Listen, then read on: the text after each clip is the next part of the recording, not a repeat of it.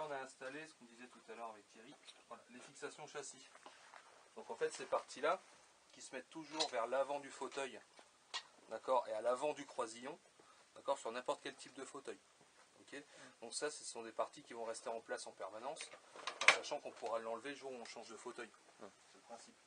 Pour la mise en place, pour vérifier qu'ils sont bien en face, pour pouvoir installer le moteur par la suite, il suffit simplement de le replier et de vérifier qu'ils sont bien alignés tous les deux.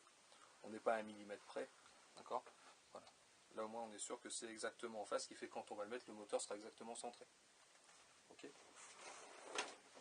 Ensuite on va installer une autre partie, donc on va mettre le frein. Voilà. Une autre partie qui est en fait le support de cette partie-là, qui est le joystick, d'accord, universel. Alors il y a plusieurs possibilités.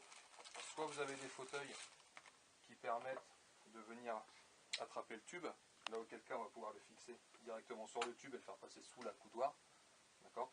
Ou alors, si c'est le cas comme sur un Action 3 comme ici, de trouver un autre système de façon à ce que ça maintienne en place.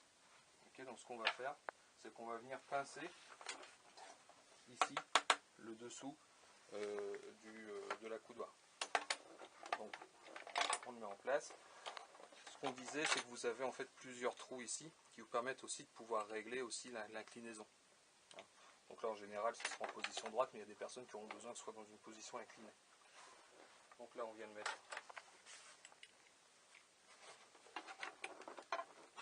on vient de passer ici. Et ensuite la vis qui va traverser, qui va venir attraper de l'autre côté. Si j'y arrive. Alors là, j'ai une visseuse avec un petit embout, histoire de dire accroché. Quoi qu'il en soit, c'est également livré avec une clé, qui n'est pas celle-ci parce que ça c'est la mienne, voilà, qui est également livré avec une clé de façon à ce que vous puissiez l'installer facilement. Pas avec la visseuse, dommage. Alors bah disons qu'avec la visseuse il faudrait un embout plus long, mais pour le coup j'ai pas d'embout plus long. Non mais avec la visseuse. Mais tout grand technicien va avoir ce qu'il faut. Ouais.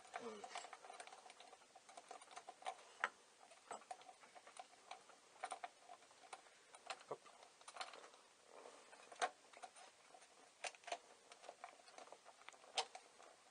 Donc là on vient bien serrer, moi je ne serre pas trop fort puisque bon, c'est un moteur qui va venir sur plusieurs fauteuils, donc il va être amené à être démonté. Voilà, donc là c'est mis en place, ça ne bouge pas. Bien attraper le téléphone.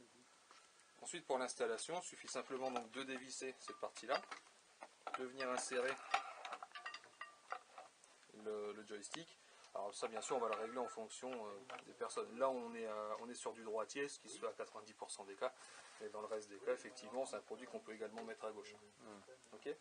Donc là vous avez la commande, le fil de la commande notamment, qui va venir s'installer sur le fauteuil derrière. Comme un fauteuil électrique. Voilà. Pour le moteur, pour le joystick, c'est un joystick universel.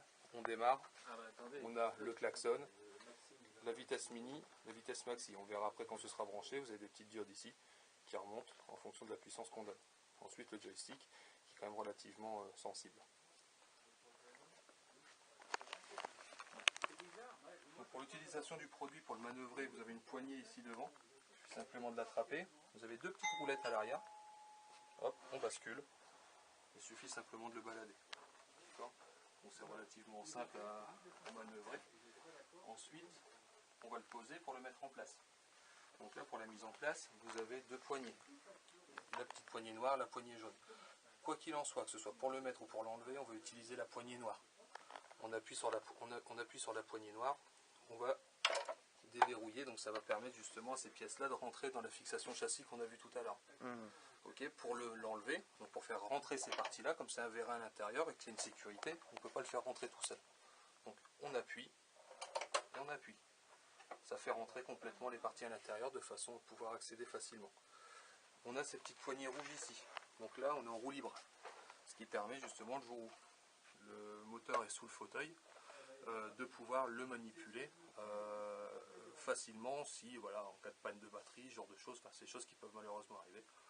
Donc voilà, donc là on est en roue libre, pour le mettre en place c'est beaucoup plus facile. Ensuite, je vais baisser ces petites poignées qui vont en fait mettre les roues en prise.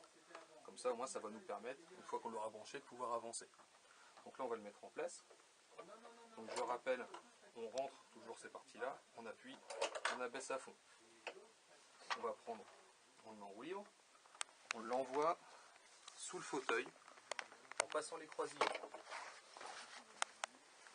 Une fois qu'on a passé les croisillons, on repasse à l'avant du fauteuil. On peut le régler. Hop, on le met à sa place. Une fois qu'il est mis en place, on vient appuyer sur cette partie-là. La partie jaune va remonter. Voilà.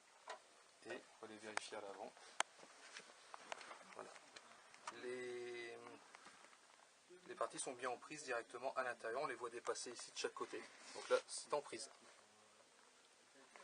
Donc ensuite, on va terminer le branchement. Donc, le câble d'alimentation qui est relié au joystick va être branché sur la seule prise, donc on ne peut pas se tromper, du moteur qui est ici. On l'installe. Voilà. Donc ça c'est la batterie, on en parlera après. Hop. Ensuite, il suffit simplement d'allumer, donc sur différents boutons, là on allume. Voilà. On a le témoin ici de puissance. Donc la partie rouge, c'est vraiment le moment où il faut recharger. Orange, il nous reste encore de la batterie. Et verte, là on voit qu'on a la puissance est complète. Que la batterie est pleine. Comme ça va sur les trottoirs, on a le klaxon. Et là, donc là, on a les indicateurs de puissance. Plus on appuie ici, moins il y a de puissance. Quand on a besoin de plus de puissance, on va le mettre ici. Généralement, je conseille, surtout pour commencer, voilà, de partir sur 2 ou 3 points, pas plus. Après, ça va aussi dépendre du poids de la personne, puisque ce produit-là peut supporter jusqu'à 115 kg. D'accord ?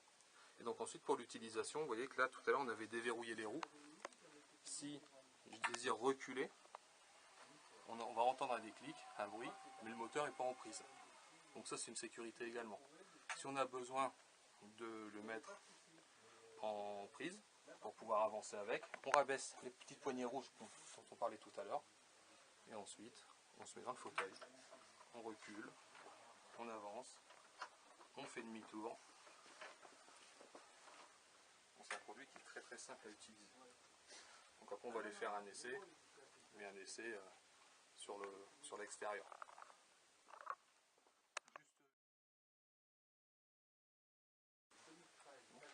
Juste une information. On parlait tout à l'heure de défaillance de batterie, etc. Des choses qui peuvent arriver.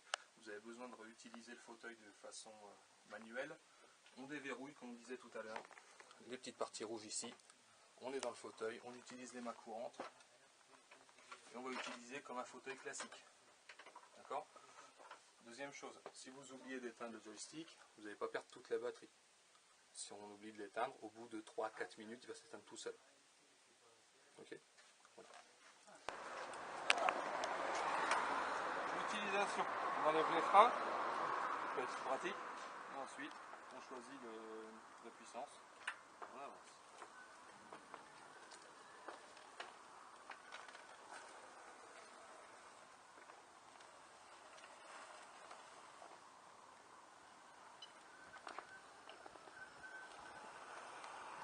Besoin d'aller se balader, hop, c'est parti.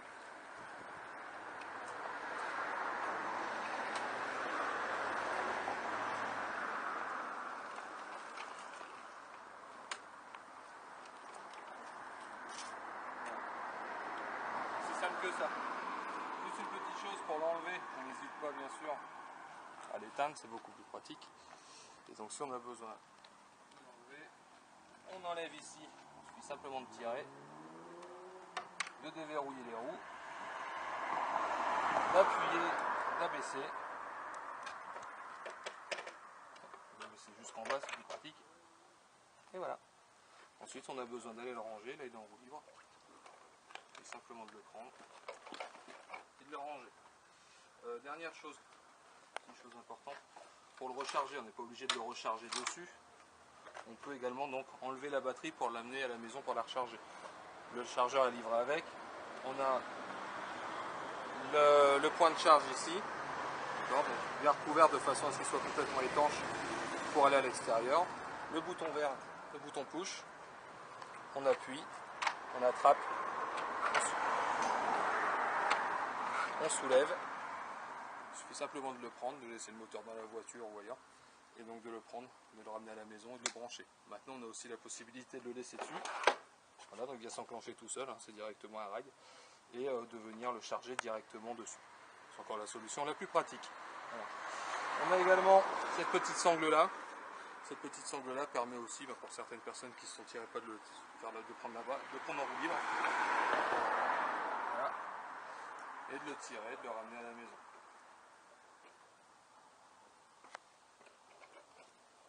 Voilà, vous savez tout sur le U-Drive.